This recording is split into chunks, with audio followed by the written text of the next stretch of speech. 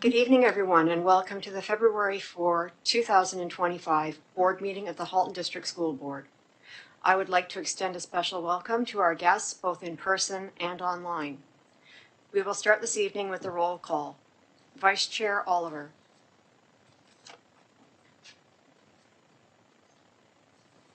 Good evening, everyone. Trustee Ahmed. Good evening, Chair, and good evening, everyone. Trustee Baxter. Good evening.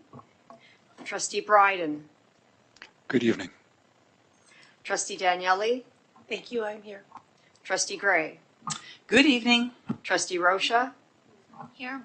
Trustee Zhang. Good evening. Student Trustee Ho. Good evening. Student Trustee Ochu. Good evening.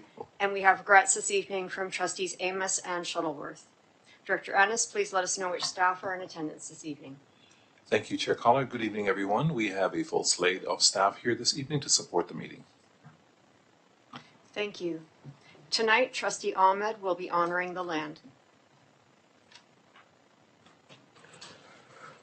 We begin by acknowledging the land and our responsibility to care for and respect all that provides us with life.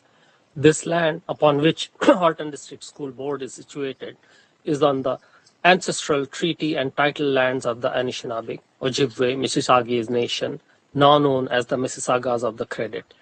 Mississauga territory in the past and present continues to host both Indigenous and non-Indigenous peoples. The Halton District School Board is committed to continuous knowledge building with respect to actions that address and resolve the ongoing impacts of colonialism.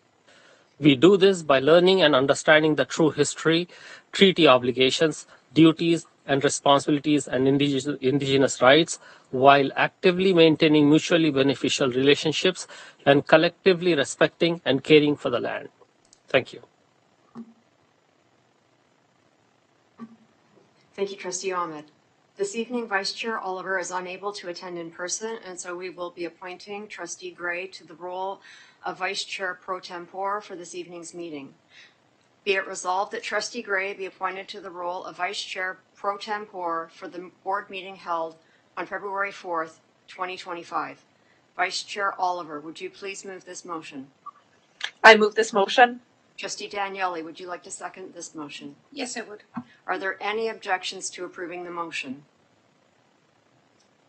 Seeing none, this motion is approved by unanimous consent. So we'll just give Trustee Vice Chair Gray a minute to get up to the front here. In the meantime, we are now up to item 1.4, approval of the agenda. Trustee Bryden, would you make a motion to approve the agenda? Yes, I would. Vice Chair Gray, would you like to second this motion? Yes, I would. Are there any objections to approving the agenda? Seeing none, the agenda is approved by unanimous consent. Are there any declarations of possible conflict of interest for this evening's agenda? Seeing none, we are now up to item 2.0, delegations, presentations to the board, and we begin our evening with the Inspire Awards. I will pass the gavel to Vice Chair Gray, one of the co-chairs of the Inspire Awards, to preside over this evening's awards.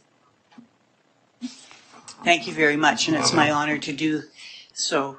The Inspire Award is awarded to individuals or groups who go above and beyond to support students, to inspire them, and to have a lasting impact on others in the Halton District School Board.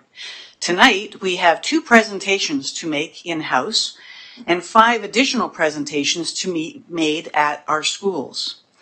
Tonight, our first presentation will be made to James Brogley, who represents the White Oaks robotics team, consisting of Zane Bi, Shehan Azim, Kenny Shi, Victoria Wang, Rohanth Marim, Gregory Gu, Shres Nayak, Linkui Liu, Angela Wee, Vidyaf, Krishmankar, Avery Tran, Gabby Abanchwick, all from White Oaks. Please come forward.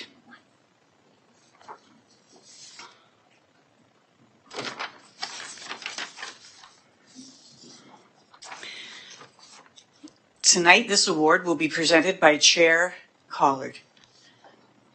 The White Oaks Robotics has gone above and beyond in fostering student success and well-being, engaging over 150 students in STEM activities. White Oaks Robotics is student-led, empowering members to take responsibility for mentorship, project management, fundraising, and community outreach. This approach encourages students to become leaders and problem solvers, allowing them to learn technical skills in addition to developing confidence and a growth mindset.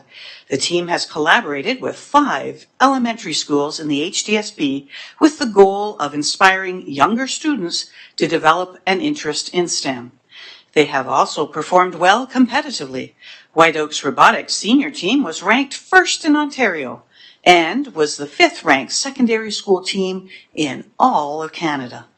White Oaks Robotics is inspiring the next generation of STEM leaders, leaving a lasting impact on both their peers and the broader community. So congratulations tonight to the entire group, the White Oaks Robotics team, represented here tonight by James Broadley.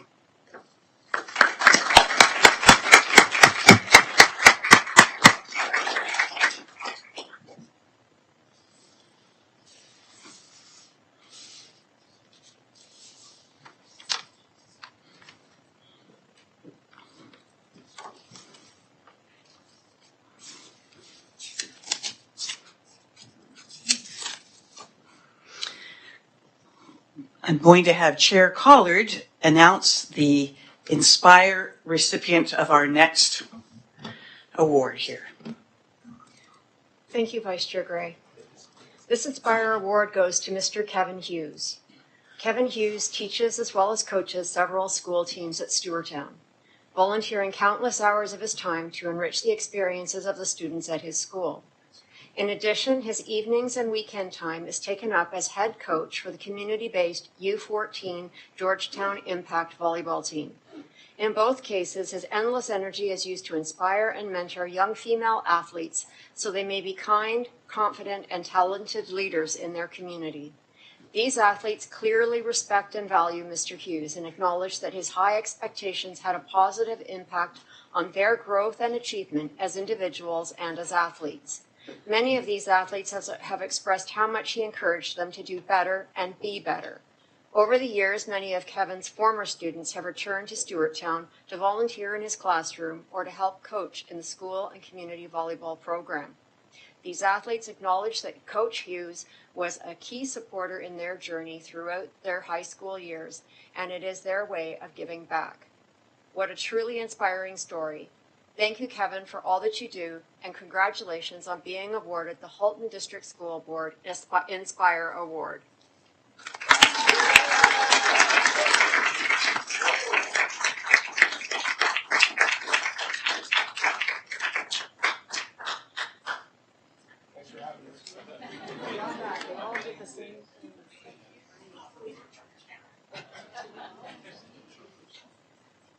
Thank you so much for coming out this evening and really appreciate seeing all the support. To parents and students from Georgetown, thank you so much, specifically Stewarttown. Thank you.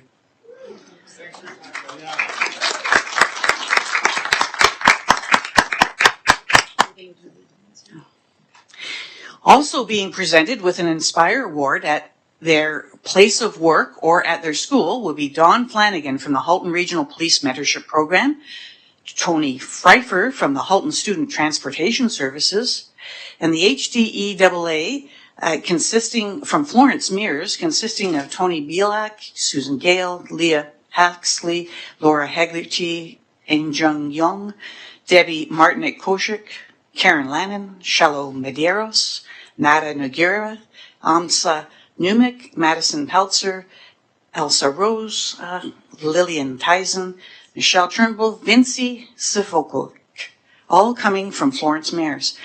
Also, in addition, from the Regional Police Mentorship Program is Giovanna Minnick being given an award. And also, finally, Anne-Marie Solodzik from Heritage Glen Public School. Congratulations to all of these individuals for receiving an Inspire Award. And for those who are watching, please go to the Halton District School Board website to find out information on how you can nominate someone to receive an Inspire Award here in the Halton District School Board. Thank you. Thank you very much, Vice Chair Gray. We're now up to our student trustee report. Student trustees Ochu and Ho, please go ahead when you're ready. Good evening, staff, superintendents, trustees, and guests. I'm Trustee Ochu. And I'm Trustee Ho. And today we're bringing you the student trustee report for the February 4th board meeting. On January 8th, Trustee Ochu and I held our fourth monthly Senate meeting, which was entirely virtual and lasted from 6 to 8:30 p.m. The meeting was themed mental health, and senators received an incredible discussion on mental health from Superintendent Barnes and mental health lead Wallace, who attended as guest speakers. The discussion was so engaging that senators used up their 15-minute break to continue talking with our wonderful guest speakers about mental health within the HSB. Another important event as the Student Senate meeting was formally introducing the Mental Health Day initiative to the senators with an engaging activity called Mentimeter, where senators were able to give their inputs and answer questions, which were shown on the presenter's screen. Speaking of the Mental Health Day initiative, Trustee Ho and I are proud to say that with the help of Dr. Rosanna Bashaglia, we were able to share the Mental Health Day forum with secondary principals at the very recent Family of Schools meeting. Trustee Ho and I are happy to say that we're currently processing the responses from the forum and are developing an action plan to go forward with the data and information that we've been presented with. Trustee Ochu and I are also extremely happy to announce that we've gone forward with the external Student Senate subcommittee applications, where students who were not originally a part of Student Senate are encouraged to apply to Student Senate subcommittees. We have received over 350 applications from students across the HSB who want to engage at the board level and plan to accept 4 students from each region of Halton. And we are very excited to have these students participate in the external Student Senate monthly meetings and work on subcommittee initiatives along with our student senators. On January 13th, I had the honor to attend the Directors Panel Series and even answer a few questions relating to the new multi-year strategic plan. The meeting was incredibly informative, and I enjoyed how the board was, and still is, incredibly transparent and direct with our actions. A majority of what Trustee Ho and I have been working on for the past month is the student trustee elections. Quite a bit of planning has gone into the elections, and we hope that these elections can be the most engaging student trustee elections yet. On January 21st, Student Trustee Ochu and I, as well as our staff advisors, attended the Student Trustee Elections Planning meeting, where we created a timeline and action plan for the Student Trustee election, including but not limited to the date of the information session, dates when campaign materials need to be submitted, and how students interested in running can access election information. On January 28th, Trustee Ho, our elections officer, Lilia Hanj, and I held the Student Trustee Elections Information Meeting with all the students who expressed an interest in running for the student trustee position. Lilia led the meeting where she elaborated on the role of a student trustee and the responsibilities that come to the role with great success.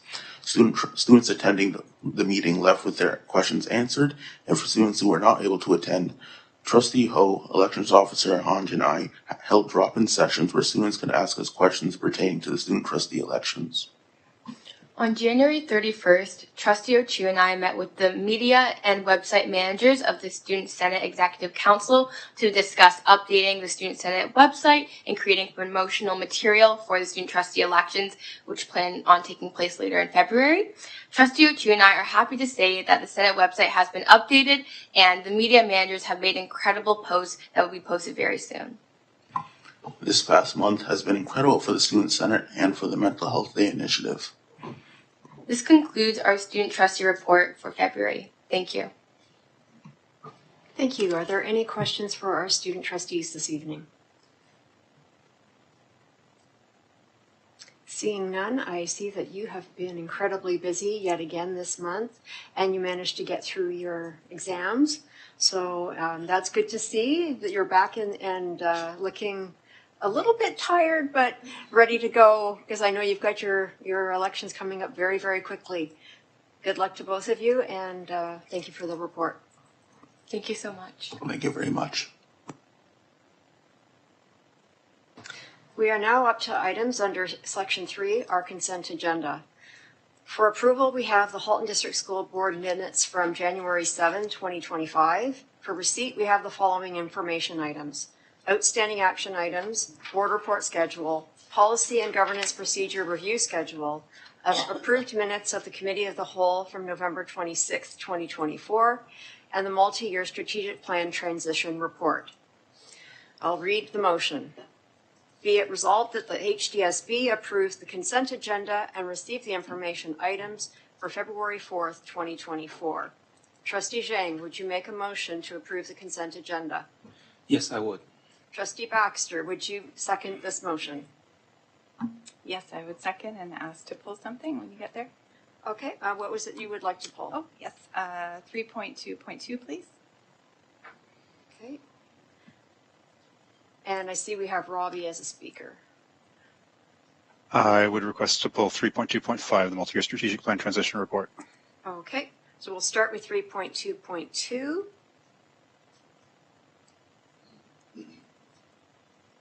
The board report schedule. Thank you. Through the chair to Director Ennis, I just wanted to clarify in the board report schedule, the, sorry, I just have to find it, suspension expulsion report. There's a note that says it's on hold waiting on ministry data, and I just wanted to ask for some more information on that, please. Thank you so much. I'm going to turn this over to Superintendent Fowler. Yes, thank you so much. So typically the ministry releases their suspension expulsion data for the province in the end of January.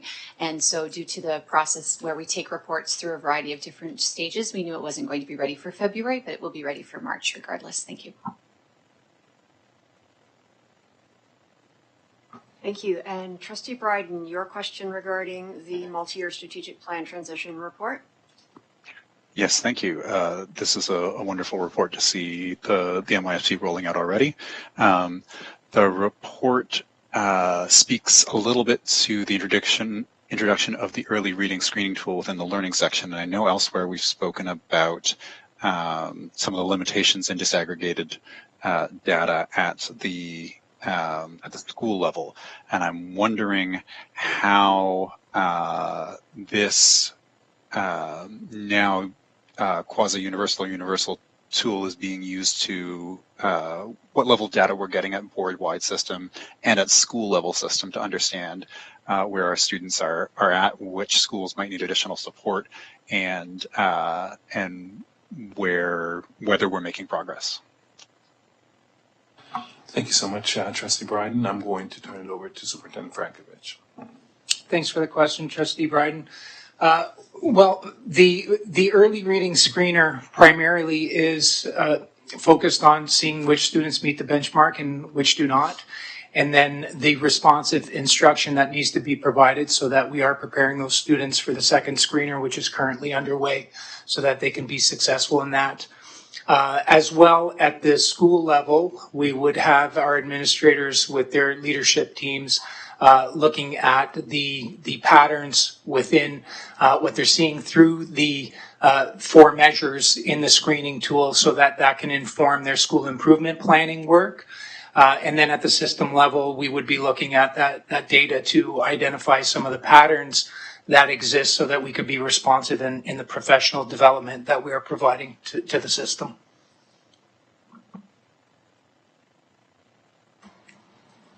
Do you have a follow-up question, Trustee Baxter? Or Trustee Bryden, sorry?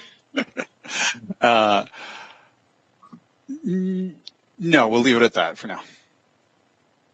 Thank you. Is there any other discussion or any other items that need to be pulled? Are there any objections to approving the consent agenda?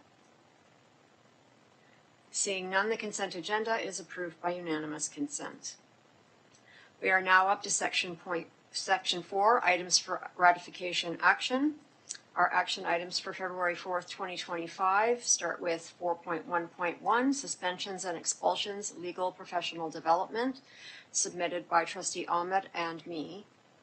I'll put the motion on the floor. that the Board of Trustees approve suspensions and expulsions legal professional development for all trustees to be provided by Nadia Tomanchenko, legal counsel with Border Ladner Gervais BLG in the spring of 2025, and that the trustees' prior term reserve be used to cover the cost not to exceed $3,000 plus applicable taxes to provide this PD.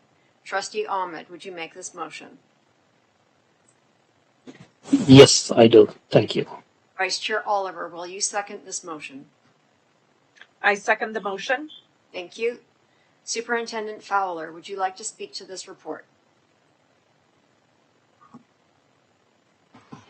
Thank you very much.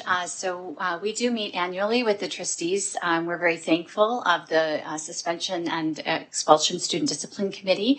They do tend to hear concerns related to students' suspension appeals as well as expulsions. And so part of the training this year, we thought it would be prudent to engage a legal perspective so that we can really focus on helping trustees and everyone to understand mitigating factors, human rights related queries, and the principal's role in determining balanced probabilities. We're looking to bring an anti-oppressive stance to our student discipline proceedings, and we just felt it was a good opportunity for our trustees to ask questions of our legal counsel who supports us in these matters with regards to anything related to the role of a trustee at these hearings. It has been a long time since something like this has happened, and so this was a suggestion, and it also coincides with our work towards addressing disproportionality and also our work to engage in human rights and equity. So we did this work with our administrators this fall as well, so it's really just a carry on of that work. So thank you.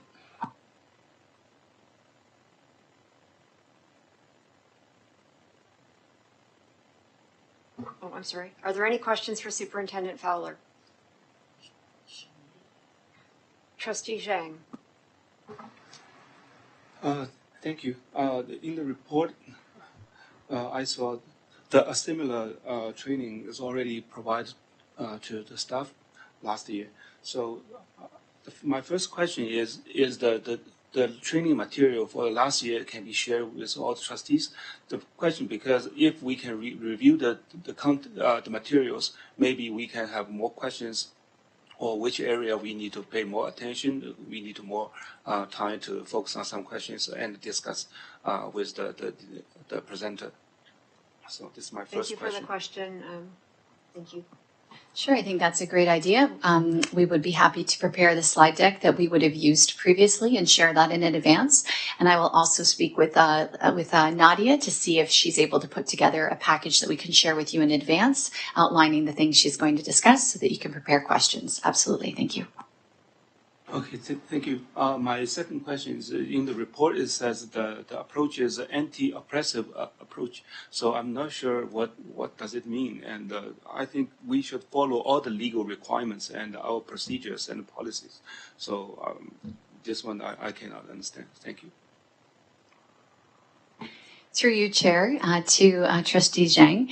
When we talk about an anti-oppressive stance and approach, it's that idea and understanding that there are disproportionalities that exist for different community groups and students that we serve. And so we want to make sure that we're centering human rights and grounding our decisions in an anti-oppressive stance, recognizing the disproportionality. I think that helps to answer the question. Thank you. Okay, I just want to follow up. Because if you recall, and I present, we use a data sheet. So the meeting is in December 2023. I still remember the date. And in that meeting, I point out, because the local news already reported there's some group of the students, they have higher percentage of the suspension, but actually our data sheet doesn't support this result. So that's why I need to bring this again. Okay, thank you. And Trustee Rocha. Through you, Chair, I guess I'm not sure who the question is going to be for, but annually, or I believe it's annually, trustees have a PD session regarding their role on the discipline committee. Can this training be merged so that everything happens on the same day, just to avoid multiple meetings?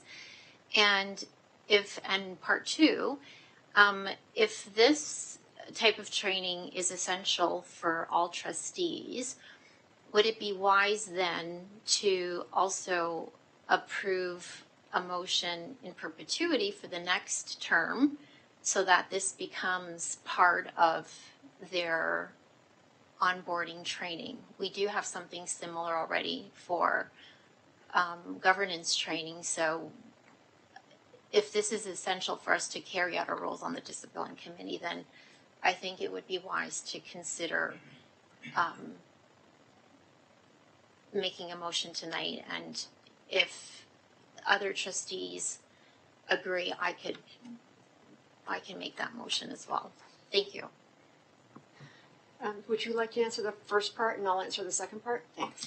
Thank you. Through you, Chair, to Trustee Rocha. Absolutely, this training is meant to be all-encompassing, so it would be an additional part of the regular training, so you do not have to attend twice, and we would look to merge them so that the entirety of the training encompasses both.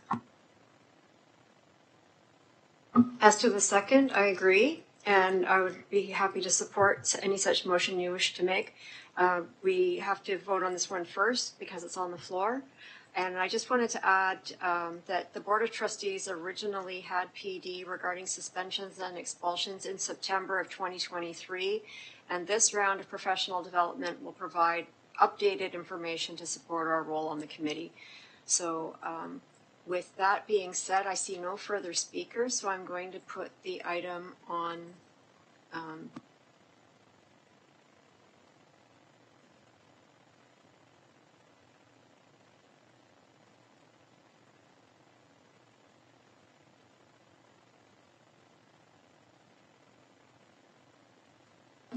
please cast your votes.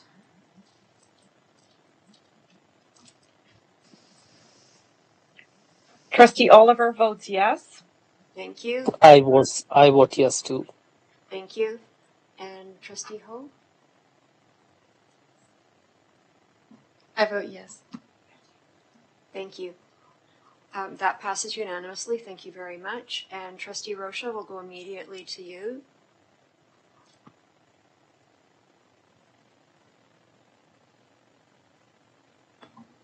I was hoping to find similar wording, but in trying to keep it as close to this one as possible, that the Board of Trustees approve suspensions and expulsions, legal professional development for any new term, and that the trustees' prior term reserve be used to cover the cost. We can massage that wording. Manager Khan has a suggestion. Thank you through the chair.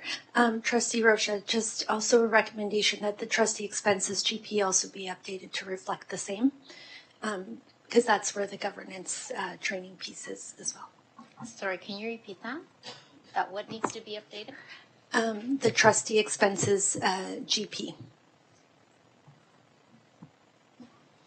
Yeah, so if you add that to the motion, then that gets it all done in one shot. I do need a seconder. Trustee Baxter, thank you. Is there any discussion regarding the motion on the floor? Are you adding it to Kristen? Are we going to have it? Okay. We're just adding it to the machine. This is one of those awkward moments where I wish someone would ask a question.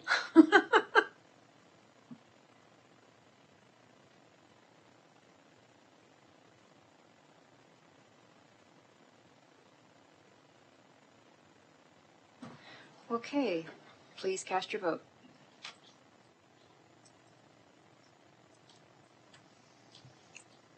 Trustee Oliver votes yes. Thank you. Trustee And I Ahmed? vote yes as yes, Thank you. please. My vote is yes. Thank you. And Trustee Bryden? Oh, there we go. Thank you. That passed unanimously.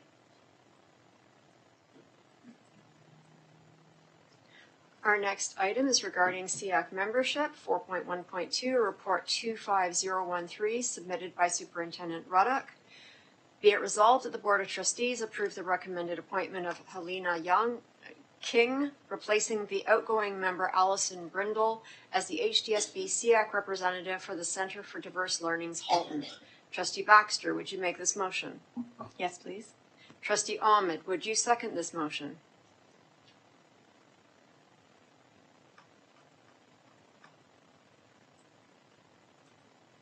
I think your mic is off. Trustee Ahmed? I can second it. Trustee Rocha, please second the motion. I second the motion. Thank you. Is there any debate? Seeing none, please cast your votes. Trustee Oliver votes yes. Thank you. And my vote is yes too. Thank you. And that is unanimous. Thank you very much. The next item on our agenda is 4.1.3, School Year Calendar 2025-2026, Report 25014, submitted by Associate Director Salmini. And the motion reads that the Board of Trustees approve the summary of statutory and board-designated holidays and professional activity days for 2025-2026 as recommended through consultation with the School Year Calendar Committee and outlined in Report 25014. Trustee Rocha, would you move this motion? I would. Trustee Daniele, would you second this motion? Yes, I will. Associate Director Salmini, would you like to speak to the report? Good evening, everyone. I just have one quick note. In Appendix B, there is an error that I'd like corrected in the minutes. Line 5 says Semester 2 Secondary only, February 2nd, 2025 to June 26, 2026. That should read February 2nd, 2026. So if that could be noted in the minutes, please. Is there any debate? Seeing none, please cast your votes.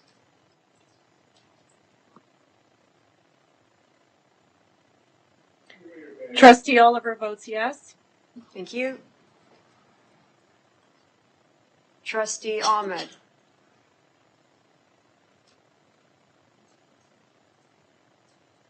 My vote is yes, please. Thank you. And that is unanimous. Thank you very much. We now move on to 4.1.4, 2025-2026 Board of Trustee and Committee of the Whole Regular Meeting Schedule, Report 25015, submitted by Manager Khan. And the motion reads that the Board of Trustees approve the 2025-2026 Board of Trustee and Committee of the Whole Regular Meeting Schedule as outlined and appended to Report 25015. Vice Chair Gray, would you move this motion? Yes, I would. Right. Trustee Rocha, would you second this motion? I second. Thank you. Manager Khan, would you like to speak to this report? Thank you through the chair. The report is before you and happy to take any questions. Is there any debate? Seeing none and noting that the committee did a tremendous job, as always, please cast your votes. Trustee Oliver votes yes. My vote is yes as well, please. Thank you. And that is voted unanimously. Thank you. Our last item for action this evening, 4.1.5, School Naming and Renaming Policy and Governance Procedure, Report 25016, submitted by the Policy, Bylaw, and Governance Committee. That the Board of Trustees adopt the School Naming and Renaming Policy and Governance Procedure as appended to Report 25016, and that all prior versions be revoked. Trustee Bryden, would you move this motion? Yes, I would. Trustee Zhang, would you second this motion? Yes, I second. Trustee Bryden, as chair of this committee, would you like to speak to this report? Thank you. This has come to board multiple times, or to committee of the whole multiple times, and we've had incredible input from around the table. I believe that we've gotten to a space of clarity where we know what is going to happen at this point, and that this process will support us fairly evaluating requests to rename a school. So I leave the report before you. Thank you. Is there any debate?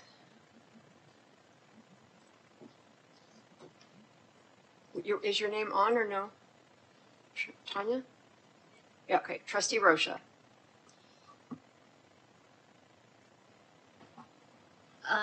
I'd like to make a motion to separate the two documents, have one motion for the policy and one motion for the GP.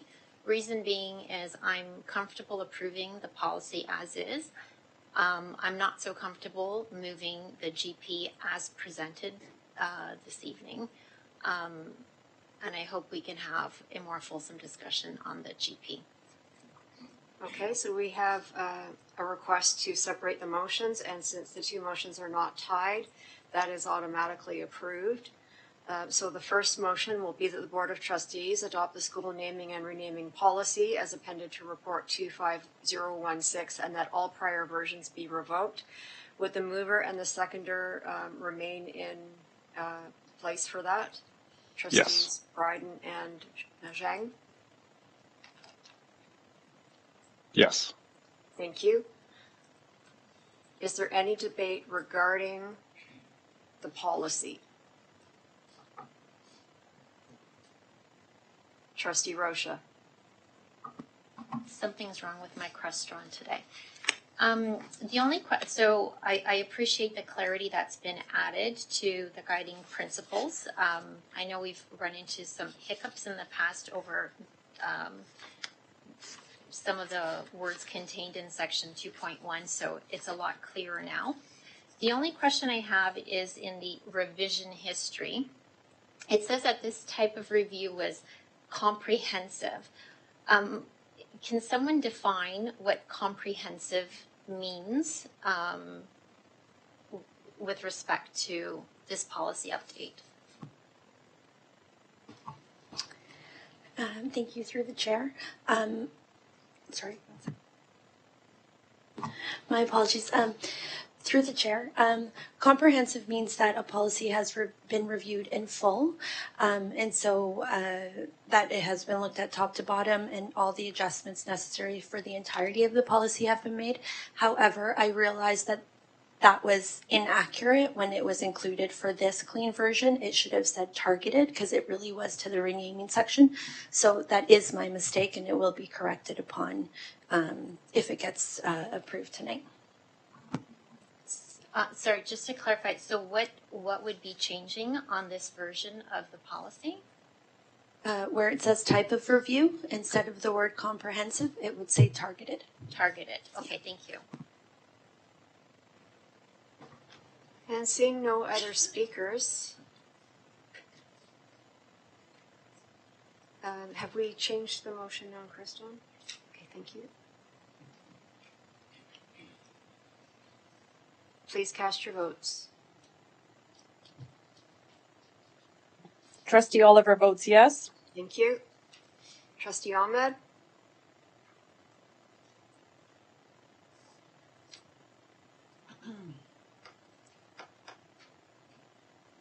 Trustee Ahmed? Trustee Ahmed is no longer on the line. Okay, thank you very much. That vote is unanimous and the motion passes. Thank you.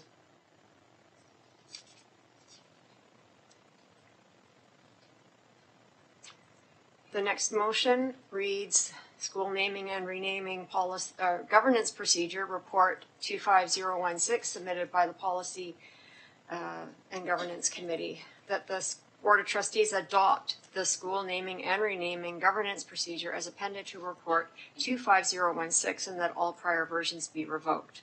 Trustee Bryden, would you move this motion? I would. Trustee Zhang, would you second this motion? Yes, I would. Thank you. Are there speakers to this motion? Trustee Rocha. Thank you. I'm going to start with page 1. I do have a few suggestions. And I realize this GP has been put forward before us several times, but every time we see it, it's almost like it's a new version. So with every new version, there's always a new set of eyes being looked at. With that mindset, section 1, this is a governance procedure. So section 1.2 is not required in this document because that comes straight out of the policy. Keeping it here or removing it makes no difference, but because this is a GP, and in keeping with our other GPs, it would make more sense to remove the policy from this document. So I would opt to strike section 1.2 of the GP. I'm going to respond to them one by one because otherwise we get a list.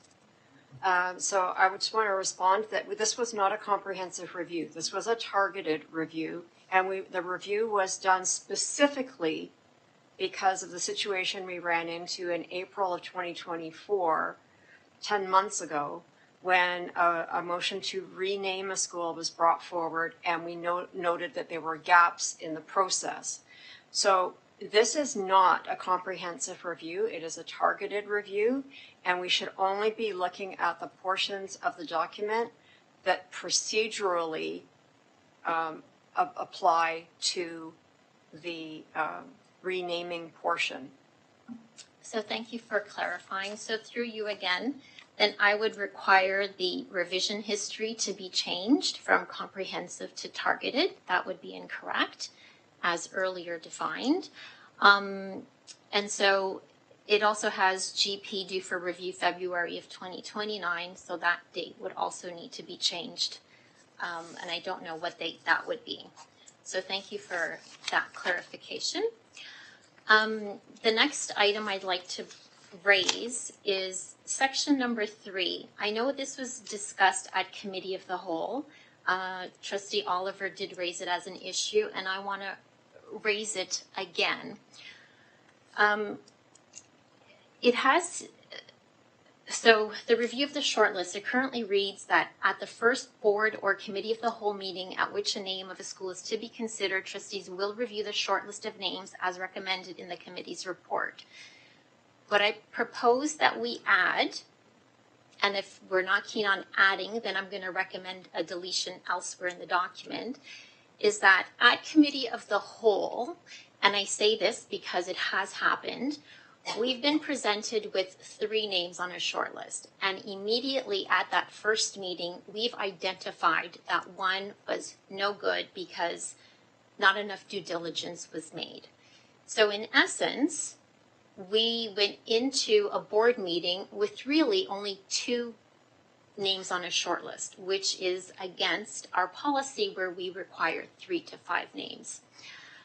I know it was discussed that it's up to the director to go back to the committee and put other names on the report. And it's not in our purview to tell the director what to do. But I want to raise it to the other trustees' attention that if we're at committee of the whole, there is an opportunity for us to speak up and say, hey, that name is no good, especially because at a committee of the whole, we will be able to hear delegations pro or against some of those names. So my preference would be to include a one-liner in here to stipulate that although we can't decide anything, we can recommend that a name be removed. What the director does with that information, that's up to him. But it gives us the power or the courage, the confidence to say, I don't like that name. Because what I don't want us to happen is if we identify a bad name at the first meeting, I don't want us to go into the board and into the public knowing that one of those names are bad and we have to remove it from the short list. So I'd rather have that conversation earlier rather than later. And I leave it up to other trustees to perhaps share your feedback on that recommendation. I'm not seeing anyone on the speakers list to respond, so I just will say, yes, I agree that that is fine to add a line saying trustees can recommend that a name be removed. And that is, there's nothing wrong with that at all. I'm happy to add that if there's no objection from anyone else around the table. Seeing no objections, do you have, I theoretically should be putting you back on the list, but you are the list, so keep going. So this is more for clarification. Section number 5. So in section 4, we stipulate that the short names are now considered nominated. In 4.1.1, it says the shortlisted names in the motion will be considered nominated. So going forward, we should no longer be referring to names as shortlisted. They are now nominated names. So my recommendation in section 5 is to replace the word shortlisted with the word with nothing, which would make this document simpler, or replace it with nominated. My preference would be just to remove the word shortlisted because we've already determined that at this point there are no more shortlisted names. Okay, if I may respond, because again, I'm not seeing anyone signing in. The purpose of the board meeting is to look at the work that's been presented by the committee. It is not to wordsmith the document. And if we're going to get into minutia, then I think it would probably be prudent for you to request to be put on the governance bylaw and committee so that you can be a full participating member and make these changes in the appropriate place, which is in that committee. So thank you for that. I have made recommendations many times and they haven't been picked up here. So back to this one, I will gladly join the committee. So sign me up. So for number 5, again, that word shortlisted does not make sense here because we've already determined that there's no longer a short list. So it's not minutia, it's just accuracy.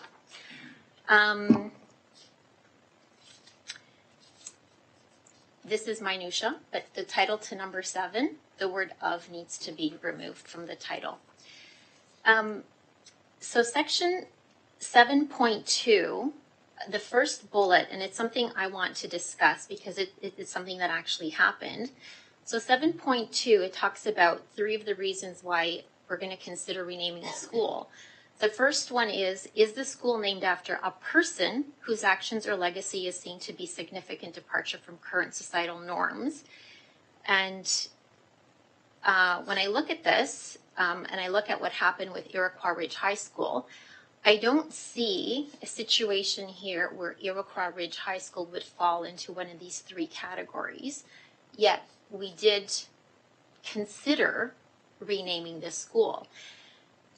So would it be prudent then for the first bullet if we could say, is the school named after a person or a community or whatever the right word is to capture something that actually happened in our board and that may happen again? Okay, in the second and third points, you will see was the current school name appropriated from a culture or community without appropriate consultation, recognition, and consent? And is the current school name out of alignment with the guiding principles set out in the policy? So those would cover the Iroquois Ridge situation. I would disagree. Was it appropriated? We don't know that. Was it done without appropriate consultation? It was named for a geographical region, recognition, and consent. So those weren't the reasons when we were asked to consider renaming it. Those were none of the reasons we looked into it. Reason number 3, out of alignment with the guiding principles set out.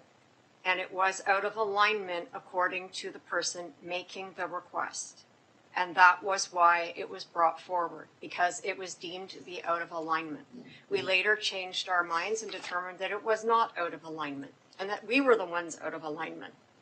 And so, yes, it's not a perfect world, but we have made this procedure significantly better. At the end of the day, when I look at this procedure compared to the current procedure, which has remained on our books for 10 months since that incident, this procedure is much clearer and supports the consultation piece in much greater detail than the previous or the current document. So if we're going to be getting into the minutia again, and you've already said you will join the Policy, Bylaw, and Governance Committee, that is the appropriate spot for this. We are trying to get a procedure in place that will ensure that we do not run into the same situation that we did with Iroquois Ridge ever again. So please confine your comments and remarks to things that actually make the procedure unpalatable to you.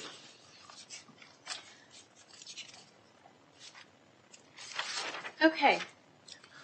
If there's someone else on the speakers list, I will let them go. Okay, so I've got one more to go.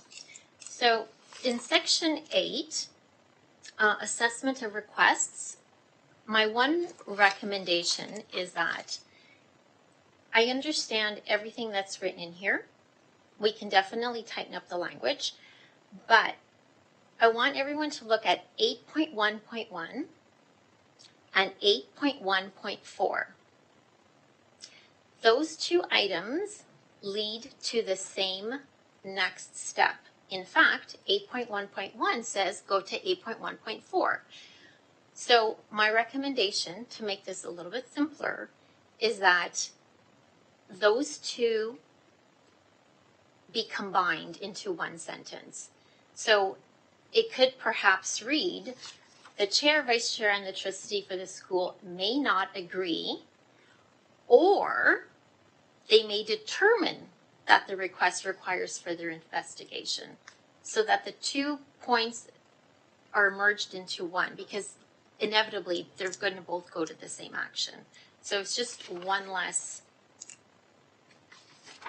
lines on this document, and it's going to add some clarity. Yes, when the document was being edited to add in that piece, that was the first inclination, was to add it to 8.1.4, which was then 8.1.3. And the reading of it made it feel like people would not understand it, which is why it was kept separate. And by keeping it separate, it ensures I'm putting it at the very top. So it's right at the top. If they can't agree, go straight to 1.4. Right. So I'm suggesting put 8.1.4 in 8.1.1. I know you are. I know you are. I'm just saying that the reading of it, finding the wording that was going to be absolutely clear, was very difficult, and that's how we landed on the wording that's in here. And we do now have a second speaker, Trustee Baxter. Thank you. Through the chair, I have a question about Section 8 as well, but different than Trustee Rocha's.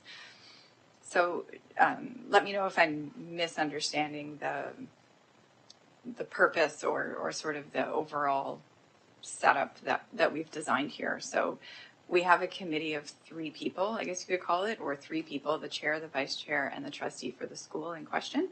And those 3 trustees together determine if it appears that this request should move forward, and that the request for a renaming does follow our criteria, then those 3 trustees decide to send it to the full board. And then we make the decision whether or not to proceed with a renaming process.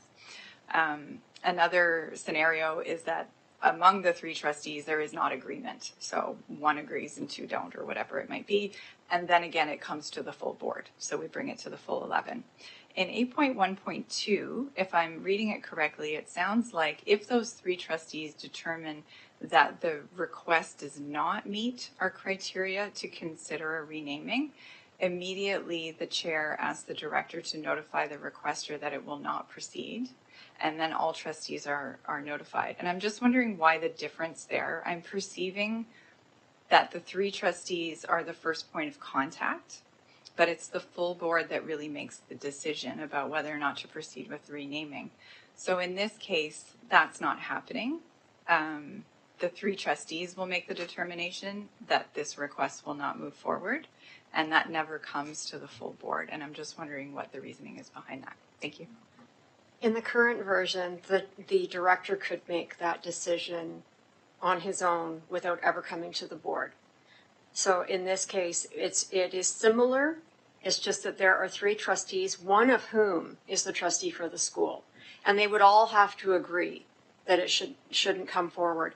We may get spurious or vexatious requests, and we certainly don't want to bind the board to making a decision and spending the time to contemplate a request that is not made in good faith. And so that is why that's there. And that went through committee of the whole, I believe, in November. And there was broad agreement to that approach.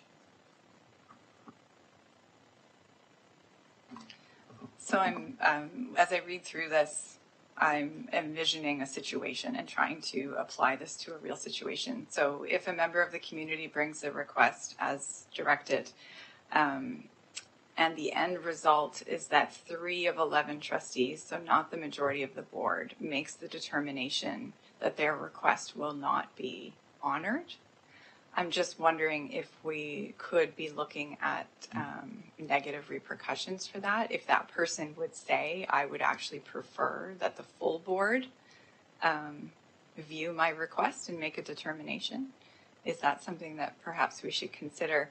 And I'm just noting that the order, so first the director tells the requester it's not moving forward, and then trustees are told. So if there is the remaining trustees, which would be a majority of the board, disagrees with those 3 trustees, the requester has already been told no.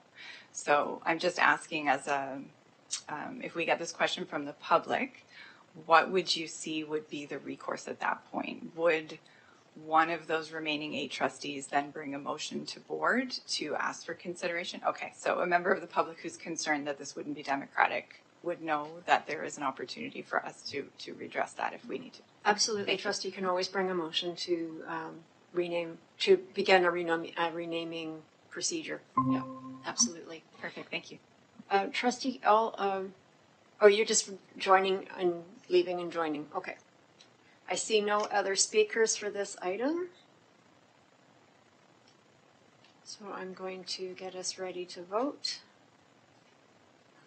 Sorry, point of order. So seeing as how some changes may be implemented, would it then be prudent to delay this to next month to see what the final version looks like? The only change that has been requested is to trustees can recommend that a name be removed, and I asked trustees around the table whether or not they were agreeable to that, and no one objected. So that is the one change that will be made. and any other changes will happen at the next review of the document. I'll say, okay, so then if I may, can I ask the other trustees on the committee if any other changes should be considered based on our conversation this evening? And if you can let me know who the trustees on the committee are. I believe they're Trustees are Trustee Bryden, Trustee Zhang, and me. And now apparently Trustee Rocha, which would be fantastic. Well, yes, yeah.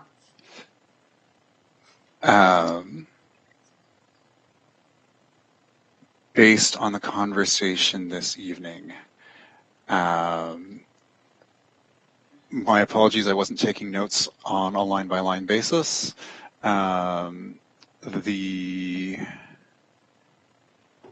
Sorry, I'll come back to process, which is that if this GP is approved tonight, there is one other change that has been identified, which is that this would be marked as a targeted review instead of comprehensive review. And then this GP would be due for comprehensive review by September 2026. So over the next year and a half would be due for full review. And that would be the process in which I would imagine all of these other pieces that have been raised could be examined and the language could be improved along the way.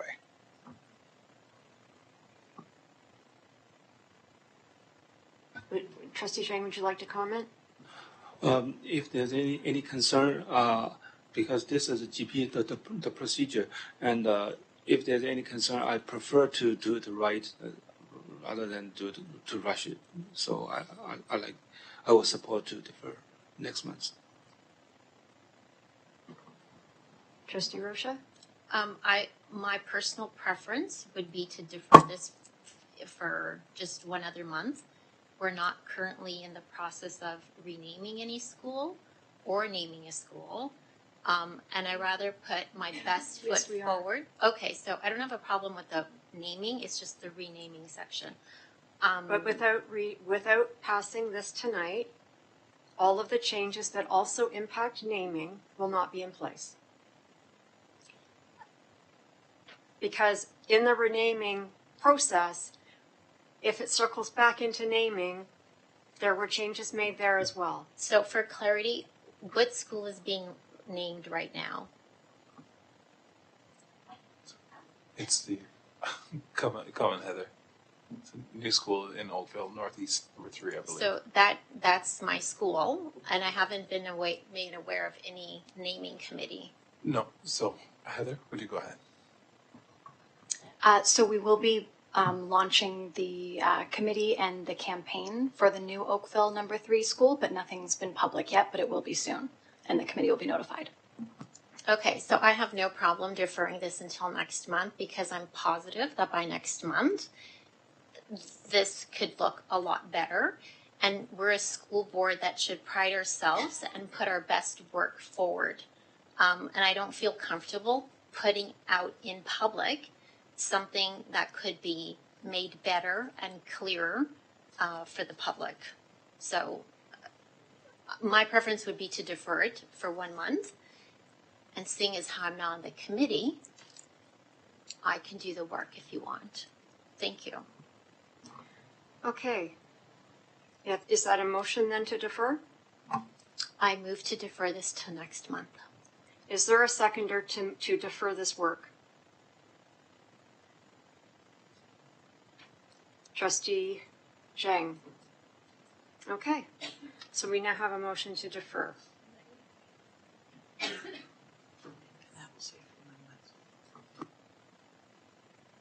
Absolutely. Anyone who wishes to speak to the deferral? Trustee Baxter? Sorry, I wasn't meaning to speak to the deferral, but maybe I am. What I was going to suggest, if we can't defer, is can we modify the motion to reflect the review date? I'm less concerned about the wording issues and more concerned that we are approving a GP with a review date in many, many years. So if that amendment could be Manager Khan is amending that. So will that be when the public sees this what we've passed, it will be changed. Oh, I see. Okay, perfect. Thank you. Okay. And Trustee Daniele. Thank you very much. And I've listened to both sides. I hear both sides, and I am on the fence on this one, to be quite honest with you. And I'm hoping to further understand what position we would be in if we were to defer it for a month. And I am wondering, because I know we've heard from Chair Collard, and we've heard from Trustee Janine, and if the director or perhaps the other trustee on the committee, Trustee Bryden, had some insight as well, because I'll admit I'm struggling. Yes, Trustee Bryden, would you like to repeat what you said earlier?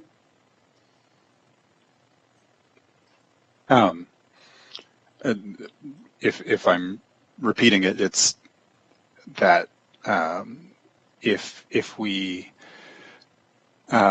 proceed to pass tonight, then the review period would be due September 2026, and any of the changes identified in wording could go into that broader review. Par contre, if one wanted to take a serious run at rewording this, it doesn't. My read of the proposed changes were that they were presentation oriented rather than changing the substance of what was happening in the procedure. Having brought such issues myself to this table before, I understand the value of having solid presentation. And so deferral would then address presentation but not substantive issues, if I'm reading this correctly. Thank you. And I am the third member of the committee, and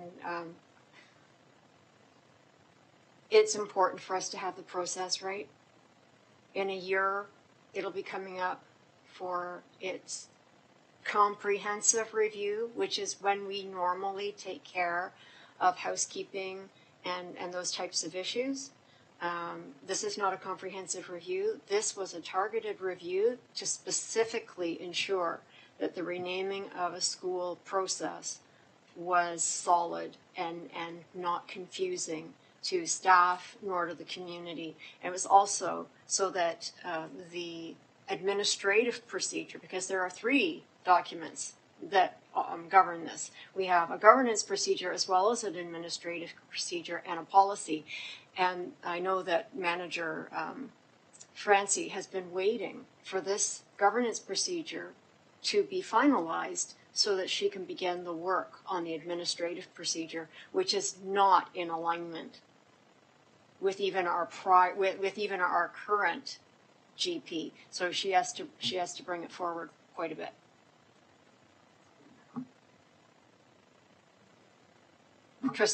Vice Chair Gray. Thank you very much, through the chair. If this was to be deferred tonight, we are then asking for it to come back in a month's time. I would ask the question of the members of the committee, the governance committee, do you see your ability to come together and work on this for changes so that in a month's time it could come back? We're kind of putting them under the gun to get this done within a month, and do you see that is a possibility, or is it improbable that you would be able to do that? Trustee Bryden. Trustee Rocha has volunteered to join the committee and do the work, and we have a meeting scheduled for February 21st, so I don't see that as a barrier. Director Ennis. Thank you, Chair Collard. Just wanted to ask if a deferral means that we are not able to continue with the work, the naming of the new school, because I know there's an eagerness to get the work started, and I wanted to know if we would be delayed in starting that process of naming. Manager Francie's coming to the microphone.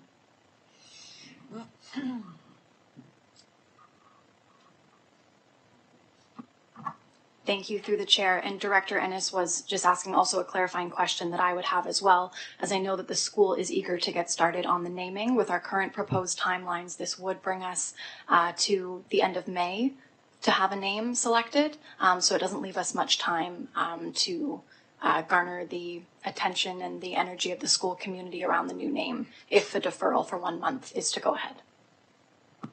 Thank you. Oh, yes, Superintendent Proto. If I could just contribute to the board, in working with the principal of the new school, some of the specific things that would be put off then is the transition plans. The principal does plan on having T-shirts made, different swag things made, and the visits to all the different schools. There's many different schools that are going to be impacted with students that will be leaving there to attend the new school, which is very delicate because some kids are going and some aren't, and they it's been pretty messy. So putting off all of that branding of the T-shirts, the school visits, all of that, the letterhead, the huge number of things, not only pushes it off for some of the transition and makes it not quite as exciting for the kids, but that will be right in the middle of staffing too. So she'll then have to go back and do some of that work while she's doing the staffing, which is a really heavy process for starting a new school. Just more considerations. Thank you. Trustee Rocha. So last month, if we had to we had to name a school, there was a process. There is a process right now. So nothing is stopping us from moving forward. And as far as naming a school is concerned, nothing vital changed in the naming of a school process. So if we pass it today or we pass it tomorrow or 3 months from now, the process is going to be the same. So I don't understand why we can't defer it for 1 month. We could have named a school in January. You could have, nothing's stopping us. The AP today is perfectly fine for naming a school. So I don't see why everyone's hesitant in delaying putting their best foot forward in a document just because of 1 month. If I may, the reason would be that changing the procedure halfway through a process would make it messy. And that is why they've waited this long to have the process. Usually renaming of schools is done now. They've waited this long because they've been waiting for this procedure. Manager Francie. Point of clarification through the chair. This would be consistent with the time that we would start. So just given this conversation, we are able, if that is a decision of trustees, we can commence the process through the existing AP, as Trustee Rocha has suggested. And I do want to remind the board that we were in a similar situation in the spring of last year when we had to go through the naming for the new Milton School, and we did follow the existing AP and ensured that it was in alignment, and through conversations with the chair, ensured that we went above and beyond the AP, given the conversations that were being had at that time, so we can ensure that that same process is applied as we go through the naming for the Oakville School within the timelines that we've proposed. Okay, we have one more speaker, and that is Trustee Baxter, and then I am going to wrap it up. Oh, I'm sorry. Before we go to Trustee Baxter, Vice Chair Oliver has had her hand up for a while. Thank you. Through you, Chair.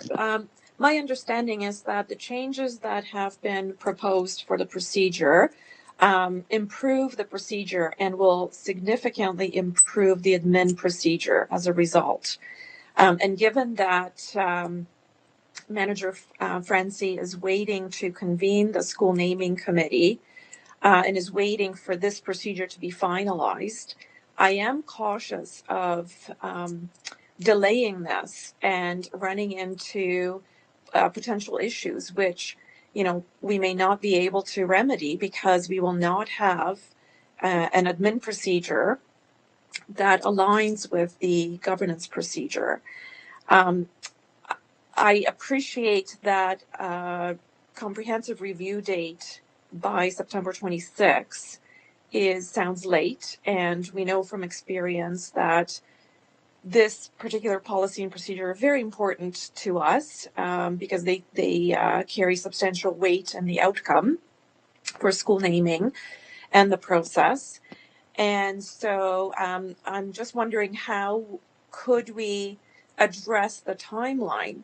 In other words, go ahead and approve this version because it is it makes sense, and leave the styles type things changes for the comprehensive review, which I would suggest would start, sooner than later. So perhaps it would be a motion to change the timelines in the review schedule that we have. Thank you, Vice Chair Oliver. And now our final speaker, Trustee Baxter, and then I will wrap up. Thank you. Through the chair to the chair. I think what I've just heard is that deferring to the next meeting will not have any impact on staff's planned work, which is good. So our school will be named, and on the schedule it won't affect the school itself and the principal and the work that they need to do. So I'm very much in favor of deferring. We'll get the work done this month, and we'll bring it back to the next meeting. Thank you. Okay, so here's my question, and it is to Trustee Rocha. If we are to do the work on February 21st, when's it coming to committee of the whole? Because you're talking about doing a lot of work, not just a little bit of work. So I'd like to know when it's coming to committee of the whole, because it has to come to committee of the whole if you're doing a lot of work. And that means it won't come to board until April. Through you, we're not doing a lot of work. I already highlighted the changes today, and it's just a matter, we've already discussed them, and it's a matter of presenting them at the next board meeting. And it could be approved at the next board meeting.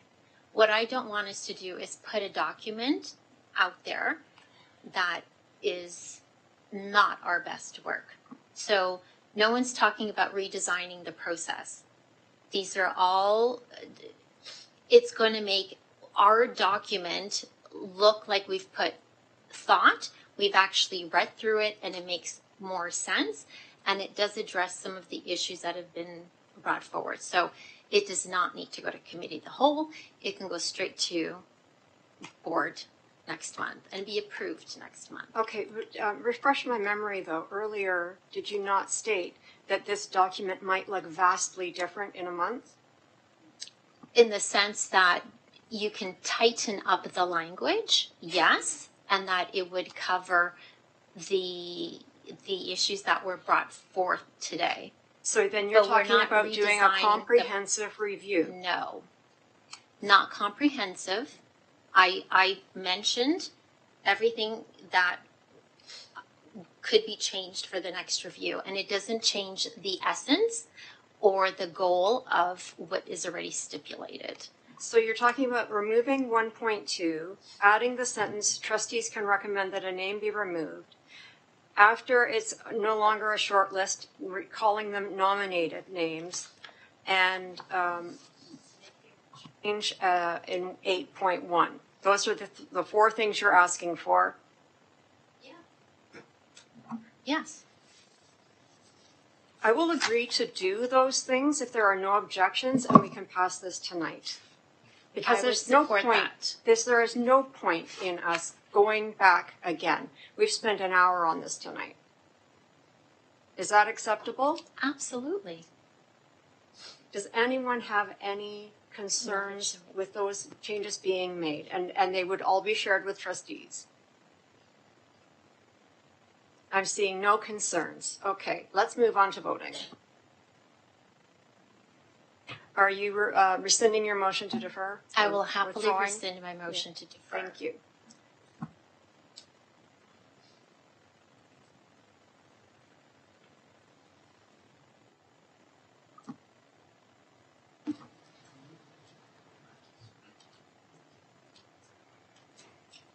Trustee Oliver votes yes. Thank you.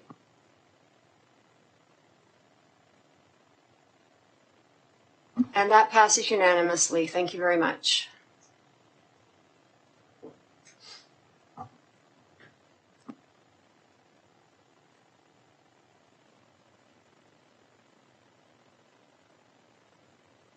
We are now up to section 5.0, communication to the board. Items for information, 5.1.1, annual accessibility status report 2024-2025, submitted by Superintendent Gadet and General Manager DeBoer. Superintendent Gadet and General Manager DeBoer, would you like to speak to this report? Thank you and good evening.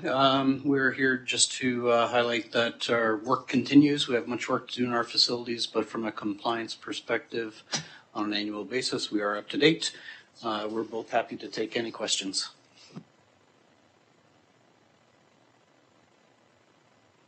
Are there any questions for Superintendent Gadet or General Manager DeBoer this evening? Apparently, you wrote it very well. Oh, we have one question. Trustee Baxter. Thank you. Through the chair, it might be a question for Director Ennis, but it's from your report. So I noted that the ministry does not fund us directly or specifically to meet accessibility standards, but we do our best regardless, so thank you. I'm just wondering, I guess this is to Director Ennis, is this something that you are speaking to the ministry about when you are advocating for funding? Is this on the radar, specifically around accessibility? Thank you. So I have not raised specifically accessibility, just the general lack of funding overall. I don't know if have you heard conversations about this, Superintendent Nagoy? Through the chair, to Trustee Baxter, there is a capital committee that works with the ministry and the Cosmo Group as well. So through that committee, they're looking at the accessibility, the temporary accommodation side of the formula, the log overall in terms of infrastructure, capital funding, and so forth. So not directly, I would say, through the director and I, but through that subcommittee. Does that answer your question? Thank you. And seeing no other speakers, thank you very much for bringing forward this report, General Manager DeBoer and Superintendent Gadet. We now move on to 5.2, the Director's Report. Thank you, Chair Collard, and good evening once again, everyone. This morning I had the opportunity to attend the Sports Festival with the Special Olympics members at the Mattamy National Cycling Center, and to see our students with special education needs having a wonderful time of Special Olympics. I want to say thanks to Superintendent Roddick and our entire team and those who work with our students, because in the last 2 weeks or so, I've been to 2 events that celebrated the abilities of our students with special education needs, and to see the joy on their faces, the engagement, and the staff who are just doing an amazing job. I want to say well done to our team for really engaging our students outside the classroom. So thank you. Our budget consultation process is well underway, as you know, and developing the budget for the 25-26 school year. We've held some sessions, as you know, and we are inviting further input through the online survey by February the 9th, 2025. So please check that out online. I know Roxana and team are desperate to hear from you and to give your input. The HDSB 2025 Parent Involvement Committee PIC Conference, one of the highlights of the year. I'm sure Superintendent Connor and many others, all the trustees in the room and the parents are looking forward to this event. This year, of course, we are going to be focusing on the theme of getting connected. We have Dr. Alex Russell, who will be our keynote, and it promises to be an engaging time where families and the community members are going to get connected, as the theme suggests, and see all the wonderful things that are happening right across the board. The Directors Panels series, delving into the 2024-2028 multi-year strategic plan. Of course, this is a part of our goal to share with the community members how we are unveiling and what we see happening for the next 4 years. I want to thank trustees, students, and staff for participating in that conversation with me. and also to our HREA, Pardeep Singh Nagra, for his work on that front. And I think there's great resonance of our multi-year strategic plan with the community. In particular, I know I'm hearing a lot of conversation around the kindness, connection, and community. And so we're looking forward to launching something in that regard in the months to come. So stay tuned. The Ontario Library Association Administrator of the Year Award, we say congratulations to Rosemary Caruso from Principal at McQuendam for receiving this honor. And she has done great work to support inclusive spaces. And so we say congrats to you, Rosemary. Our elementary school programs and our student well-being and mental health recently co-hosted a parent information session. Of course, this was to look at navigating the digital world with their child. We know that this is a very important issue, one that many families are wrestling with.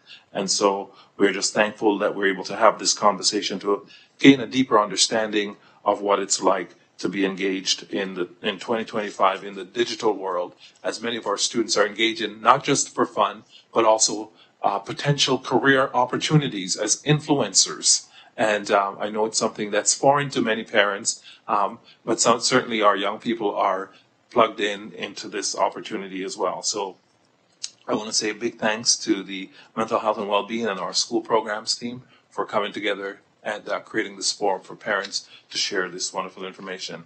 And with that, I finish my report for this evening. Thank you. Are there any questions for the director regarding his report? Seeing none, we move on to 5.3, communications from the chair. Each month I'm highlighting one of the commitments in our multi-year strategic plan, its ties to the Education Act, and how the work of trustees supports it. This month I want to highlight learning, engagement, and achievement. Section 169.11 of the Education Act specifies that every board shall promote student achievement and well-being, and goes on in section 169.2 to state that every board shall develop the multi-year plan with the aim of achieving goals related to the provincial priorities in education in the area of student achievement. Trustees have specific responsibility in the area in section 218.1, which states that a member of a board shall maintain focus on student achievement and well-being. The fact that achievement and well-being are in the same statement is important. Achievement is negatively impacted when well-being is suppressed.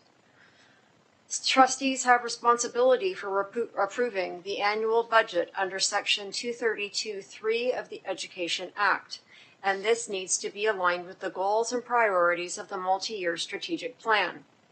Even though trustees are not in the classroom, we have a huge impact on the commitment to learning, engagement, and achievement through the budget building process. Our trustee-led Financial Advocacy Standing Committee provides information on the board's website to ensure that the public is aware of our financial concerns regarding the current funding formula and its impacts on student learning, achievement, and engagement. Members of this committee also advocate to the provincial government with respect to the impact of the Ministry of Education underfunding salary costs, underfunding the cost to maintain our school buildings, and failing to keep up with the rate of inflation. Our next item is 5.4, committee updates, and we will start with our statutory committees. Trustee Zhang, do you have a report on the Parent Involvement Committee for this month? Oh, yes, I have. So, as Director mentioned, we have a big conference in this the coming weekend on Saturday. And so we welcome the parents who have already enrolled to the register for the event to join as early as possible, because especially for the first time participants, we have a lot of tables before the conference, and so you can see our community organizations and different programs, and so we can help each other and know more community members from that. That's a great opportunity for our community members to know each other. And also, for participants who registered and also needed the transportation support, our committee already sent emails to participants with the location and time. So that's very important. And yeah, if there's any questions, we welcome the parents to contact our PIC members. Thank you. Thank you very much. And Trustee Baxter, would you like to give an update from the Special Education Advisory Committee? Yes, thank you. Since we last met in this room, we had one SEAC meeting, and the committee was able to review the accessibility report, which we have just spoken about. Additionally, committee members participated in breakout sessions to talk about IEPs, the development of individual education plans, any opportunities or challenges that committee members have identified. So that was a great discussion.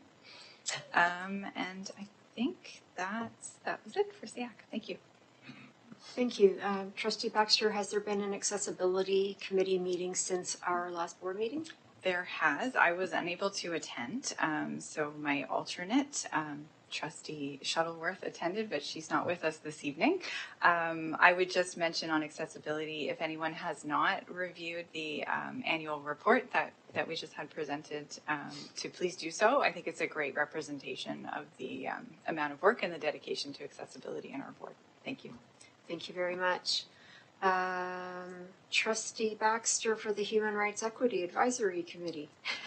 Thank you, me again. So that committee actually has not met since our last meeting. And Vice Chair Oliver, do you have a report from the Student Mental Health and Wellbeing Committee? Did they have a meeting since our last meeting in January? Thank you. Through your chair, we did not have a meeting since our last board meeting, so I don't have a specific update. However, I'd like to highlight and applaud the work of our mental health team in supporting our students and families by providing specific information sessions to support students in dealing with various issues that may impact their mental health and well-being. So I applaud that effort, and I know the team will continue to do such information sessions, and I encourage all students and families to take advantage of those. They are provided as live stream, and I believe they are housed on our website. Thank you. Thank you very much, Vice Chair Oliver. And now for the OPSPA update, we have Trustee Daniele and Vice Chair Gray. Yes, good evening. I'd like to give an update recently from January 24 to 25. Trustees Oliver, Daniele, Collard, Rocha, Zhang, Gray, and Bryden each had a chance to attend the Public Education Symposium, which was very well run by the OPSPA committee down in downtown Toronto. There was several keynote speakers and workshops to attend, and a lot of great learning took place. Trustees are now able to apply to register for the Labor Relations and Human Resources Conference, which is being held again in Toronto from May 1 to 2. Take it over to Trustee Daniele for any other updates from OPSPA. I don't think there's much else. I know they've been sending out updates regularly on legislation, but I would also, we'll probably have more in March because we have a Board of Directors meeting coming up. Thank you very much.